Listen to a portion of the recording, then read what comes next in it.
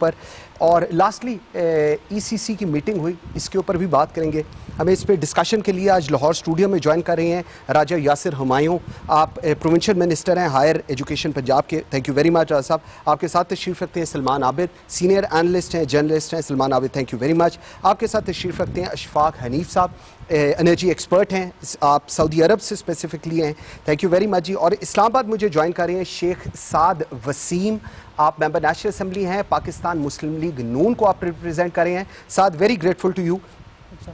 नाज़रीन, prime earlier Shah Mahmood Qureshi और आज chief of army staff general Qamar Javed Bajwa का बरतानिया का दौरा हुआ है। Context also the development perspective के कॉन्टेक्स्ट में, तो मैं समझता हूं कि चीजें बहुत आगे की तरफ बढ़ रही हैं। Very right, very right. Ashfaq साहब, आपसे मैं थोड़ी सी पावर की साइड पे जाऊंगा। आज असद उमर साहब ने कहा, आईएमएफ की बड़ी हम आजकल बात करते हैं, बजट आया है, तो उन्होंने कहा कि जी आईएमएफ ने हमें कहा था कि 50% इलेक्ट्रिसिटी की प्राइसेस बढ़ाएं, जबकि हमने 12 से 13% बढ़ाई। फिर उन्होंने कहा गैस को लेकर आईएमएफ ने कहा था 94% इंक्रीज करें, हमने आधे का भी आधा किया है। और लास्टली उन्होंने कहा कि एक्सचेंज रेट, इस पे हमने भी बड़ी दफा प्रोग्राम किया कि जी फ्री फ्लोट नहीं होना चाहिए रुपये को। आज गवर्नर स्टेट बैंक ने भी यही कहा, असद उमर ने भी यही कहा कि नहीं जी फ्री फ्लोट नहीं होना चाहिए। ये जो हमारी एनर्जी सेक्टर है, इसके ऊपर हाउ डू यू थिंक, जो अभी तक इनिशिएटिव्स तो जो हुकूमत लेना चाह रही है, जो बजट में एलोकेशंस कर रही है, do you think it's good, चीजें मैनेज हो सकेंगी? Thank you very much, Ji. First of all, I'm really thankful to you people inviting me here in the program. बात यह है कि government definitely they are going in the right direction, और energy sector को अहमियत भी बहुत ज़्यादा दी जा रही है, क्योंकि हमारे यहाँ वाकई एनर्जी क्राइसिस है। और मैं ये आपको बताता चलूँ कि हम कहाँ खड़े हैं as compare to the other world. मैं पिछले तकरीबन 22-23 साल से सऊदी अरब में हूँ, और वहाँ पे सऊदी इलेक्ट्रिसिटी कंपनी में काम कर रहा हूँ। और अगर मैं कंपेयर करूं उनको और पाकिस्तान को, तो वहाँ पे उनकी जनरेशन कैपेसिटी जो है वो 85,000 मेगावाट है। 85,000 मेगावाट है for a population of 3 crore, almost 3.5 crore they have the population. 3.5 crore के लिए 85,000 मेगावाट, जबकि हम जो है वो 22 करोड़ पाकिस्तान की आवाम है, और हमारे यहाँ जो ऑफिशियल फिगर सामने आती है वो 33,000 मेगावाट की है इंस्टॉल्ड कैपेसिटी हमारी, जिसमें से लाइन लॉसेस बहुत ज़्यादा है हमारे यहाँ। यानी Pakistan is one of the in 14 countries which has the biggest line losses. तकरीबन एवरेज आप कह लें 25% के करीब हमारे लाइन लॉसेस हैं, उसमें से 23% बाकी पाकिस्तान के हैं, और जो के इलेक्ट्रिक है उसके 35% के करीब लाइन लॉसेस हैं। इट मीन के if we are generating 33,000 megawatt installed capacity, then we have actually how much to give to the people. It is only 22 or 23,000 megawatt. So अगर आप सऊदी अरेबिया से मुआवजा करें तो आप देखें कि कितना फ़र्क है हमारा यहाँ पे। इसी तरह बाकी वर्ल्ड के साथ भी हमारा बहुत ज़्यादा फ़र्क है। अगर हम लॉसेस की बात करें, पाकिस्तान के जैसे मैंने बताया कि 25% है, अगर हम इंडिया की बात करें तो दे हैव ओनली 15%, बांग्लादेश 16% है, और बाकी जो अंडर डेवलप और डेवलप कंट्रीज़ हैं स्टार्टिंग फ्रॉम 3% अप टू 11% और 12% है मैक्सिमम। इसमें इम्पैक्ट इसका क्या होगा, इस पे मैं दोबारा आपके पास आता हूँ। यासिर, मुझे एक चीज़ बताएं, अभी जस्टिस को डिले करता है। बिल्कुल ठीक हो गया। अशफाक साहब, I really want to have your comment on that. Upcoming में उन्होंने कहा जेंडर बेस्ड वायलेंस कोर्ट्स बनेंगे 116 डिस्ट्रिक्ट्स के अंदर। उन्होंने कहा कि हम इनको लेकर जाएंगे, इनिशियली एटमॉस्फेयर बड़ा अच्छा होगा, और एक्सक्लूसिव ट्रेनिंग होगी जजेस की, followed by child courts in every district of Pakistan.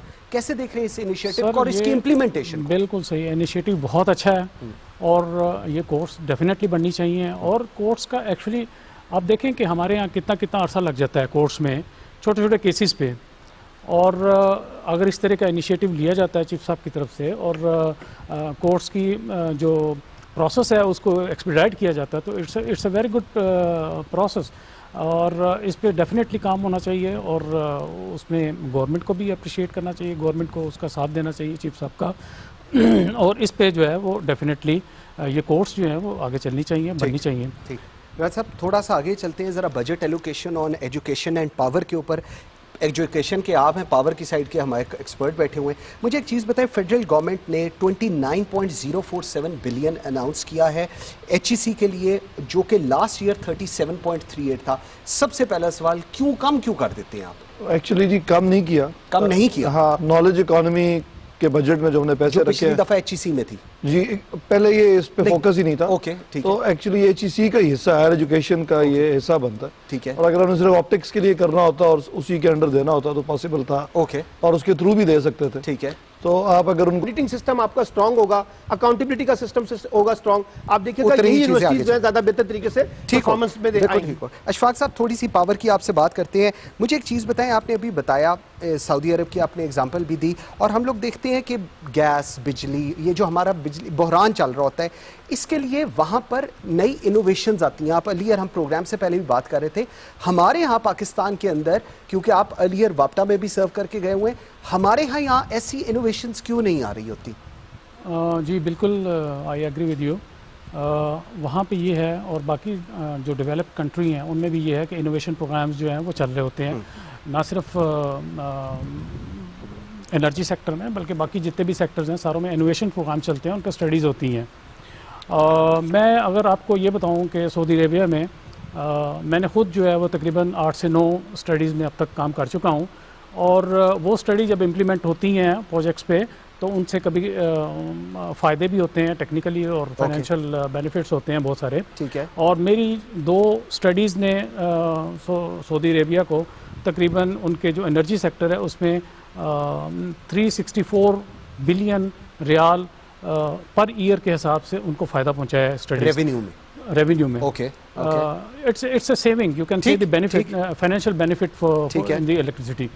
तो इसी तरह के प्रोग्राम्स जो हैं वो इनोवेशन प्रोग्राम्स यहाँ भी होने चाहिए। इनोवेशन प्रोग्राम ये है कि जितने भी एम्प्लॉयज़ होते हैं किसी भी डिपार्टमेंट के, वो अपने अपने आइडियाज़ देते हैं, और वो आइडियाज़ जो हैं वो हायर मैनेजमेंट जो उस डिपार्टमेंट की होती है वो उन आइडियाज़ को लेके उनमें से कुछ आइडियाज़ को सिलेक्ट करती है जो वाकई स्टडी के काबिल होते हैं, और उस पर फिर स्टडी होती है, और स्टडी में कुछ रिकमेंडेशंस होती हैं, उन रिकमेंडेशन को फिर इंप्लीमेंट करके देखा जाता है पायलट प्रोजेक्ट्स की सूरत में। पाकिस्तान में जी, पाकिस्तान में ये एनवायरनमेंट होना चाहिए, अभी नहीं है एनवायरनमेंट, बिल्कुल होना चाहिए, और I will agree with you. और गवर्नमेंट को भी इस तरफ तवज्जो देनी चाहिए, इनिशिएटिव फिर गवर्नमेंट की तरफ से आना चाहिए, और जितने भी डिपार्टमेंट्स हैं उनको ये कहना चाहिए वो ऐसे इनिशिएटिव स्टार्ट करें, इनोवेटिव प्रोग्राम स्टार्ट करें कि हम कैसे कंट्रोल कर सकते हैं। अभी मैं एग्जांपल दूं आपको नीलम झेलम की।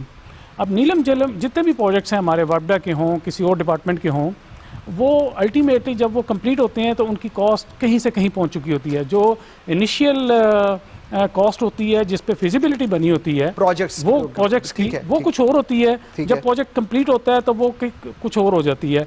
उससे क्या होता है कि कॉस्ट, जो यूनिट की कॉस्ट है वो कहीं से कहीं पहुंच जाती है। मैं इस पे ना, let me get back to you, क्योंकि मैंने इस पे इम्पैक्ट जो है ना, इस पे मैंने आपसे ज़्यादा थोड़ी डिटेल से बात करनी है। मैं थोड़ा सा आगे चलता हूँ साद के पास। साद तकरीबन 202 यूनिवर्सिटी। अच्छा, मैं I have to come to you Raj साहब। अशफाक साहब, मुझे एक चीज़ बताएं, अभी हम पहले बात कर रहे थे पाकिस्तान के अंदर जो लाइन लॉसेज हैं दे आर 25%, सऊदी अरब में सिर्फ 6 से 7% हैं, मलेशिया में 3.8 हैं, इंडिया के अंदर जो हमसे बहुत बड़ा है 15% है। So we are topping the region. Top हमें वैसे ही करने की आदत होती है।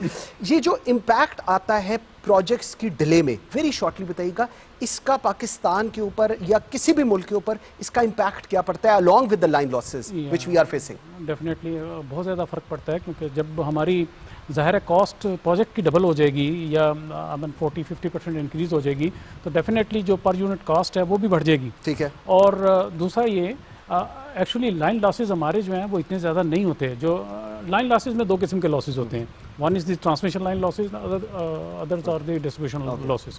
ठीक है। अब जो ट्रांसमिशन लाइन लॉसेज है ना, वो तो हमारे भी 4 से 5% से ज़्यादा नहीं है। एक्चुअली डिस्ट्रीब्यूशन लॉसेज जो है वो हमारे बहुत ज़्यादा हैं। और वो कहाँ होते हैं? वो एक्चुअली चोरी, जो हमारी बिजली चोरी होती है वो हम बाद में डिस्ट्रीब्यूशन लॉसेज में डाल देते हैं, और वो हमारे लॉसेज जो है वो कहीं से कहीं पहुँच जाते हैं। हमें उनको, इस चीज़ को कंट्रोल करना बहुत ज़रूरी है। और why Karachi is the top most city in the world in the line losses, because वहाँ पे चोरी बहुत ज़्यादा है, 35% के करीब चोरी। अगर 35% लॉसेज हैं तो इट्स मीन के may be 3-4% of the losses remaining is the theft. ठीक, बिल्कुल। एंड आई एम श्योर जो आपने बताया लोगों को समझ भी आई होगी, KSC इलेक्ट्रिक को भी शायद समझ आ जाए और वो भी इन चीज़ों को ठीक कर ले। राज साहब, I really want to come back to you. Sheikh Saad Waseem, thank you very much ji, आपके आने का बहुत शुक्रिया। अशफाक हनीफ साहब, very grateful. Salman Abid, thank you very much. Raja Yasir Humayun, very grateful. आपको जब मैं स्पेसिफिकली हायर एजुकेशन के लिए कहता हूँ, आप कभी टाइम नहीं देखते और आप हमेशा कहते हैं I am there, I am very grateful to you. At the end of the programme viewers, बहुत कुछ करने की ज़रूरत है, फॉरेन फ्रंट के ऊपर बहुत कुछ करने की ज़रूरत है। हम आज एजुकेशन के ऊपर हमने बात की, पावर सेक्टर के ऊपर बात की। So at the end of the day budget allocation हो रही है और ठीक रास्ते पर हो रही है। देखना यह है कि इसको एट ग्रास रूट लेवल तक किस तरह एक्सपेडाइट किया जाएगा, ये हम लोग सारे इस पे एनालिसिस भी करेंगे, इस पे और अकाउंटेबल भी करेंगे हुकूमत को। Thank you very much for watching Pakistan today. You can follow us on Facebook and Twitter. मुझे मंसूर आजम काजी को इजाज़त दीजिए। अल्लाह हाफिज़।